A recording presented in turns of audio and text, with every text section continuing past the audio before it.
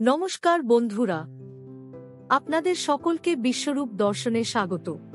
চীন তিব্বতের ইয়ারলুং জাংবো নদীর ওপর বিশ্বের সবচেয়ে বড় জলবিদ্যুৎ বাঁধ নির্মাণের পরিকল্পনা ঘোষণা করেছে। এই বাঁধ শুধু চীনের শক্তি বাড়াবে না, বরং ভারত ও বাংলাদেশের জন্য নতুন উদ্বেগের কারণ হয়ে দাঁড়িয়েছে। চীনের এই নতুন বাঁধটি থ্রি গর্জেস বাঁধের চেয়েও 3 গুণ বেশি বিদ্যুৎ উৎপাদন করবে। থ্রি গর্জেস এখন বিশ্বের সবচেয়ে বড় জলবিদ্যুৎ প্রকল্প। চীনা সরকার দাবি করছে তাদের এই পরিকল্পনাটি পরিবেশ বান্ধব এবং স্থানীয় উন্নয়নেও সহায়ক হবে।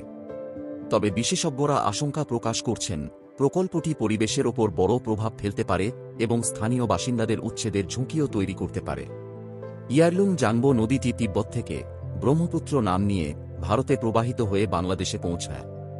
চীনের বাঁধ নির্মাণ এই নদীর জলপ্রবাহে এক বড় পরিবর্তন আনতে পারে, যা নিচু তলার দেশগুলোর জল সরবরাহে সংকট সৃষ্টি করতে পারে।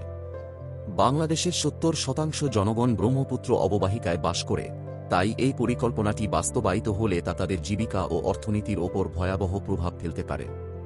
ভারতও ইতিমধ্যে চীনের এই উটকো ঝামেলা মোকাবিলা করার জন্য 10 গিগাওয়াট জলবিদ্যুৎ প্রকল্পের পরিকল্পনা করেছে, তবে চীনের বাঁধ নির্মাণ তাদের জল সংক্রান্ত নিরাপত্তা নিয়ে উদ্বেগ বাড়িয়েছে। বিশেষজ্ঞরা বলছেন, চীন তাদের নদীগুলিকে রাজনৈতিক হাতিয়ার হিসেবে ব্যবহার করছে।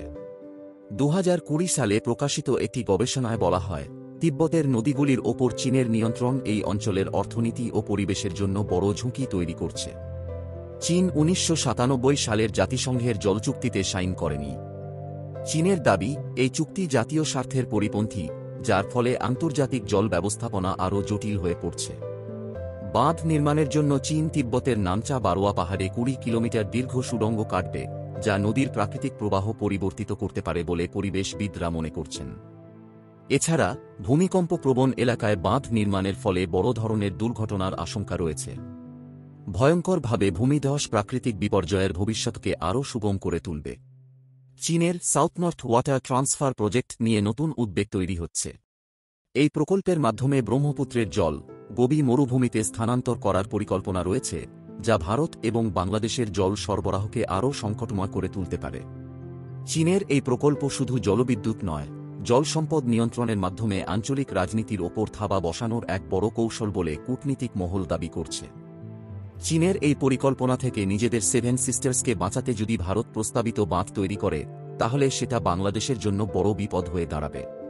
তিস্তার উপর বাঁধের প্রভাবেই বাংলাদেশে জল সরবরাহ কমে গেছে, এরপর আবার যদি ব্রহ্মপুত্রের জলও কমে যায়, তখন সেটা এক ভয়াবহ সংকটের মুখে এনে দাঁড় করাবে সমগ্র দেশকে, যেখান থেকে রেহাই পাবে না প্রতিবেশী দেশের কেউই। কেমন লাগলো আমাদের আজকের প্রচেষ্টা? কমেন্টে জানান। আপনাদের ভালোবাসা আমাদের প্রতিদিন অনুপ্রেরণা যোগায়। নতুন নতুন ভিডিও দেখতে সাবস্ক্রাইব করুন এবং নোটিফিকেশন চালু রাখতে বেল আইকনে চাপ দিন। সুস্থ থাকুন, ভালো থাকুন।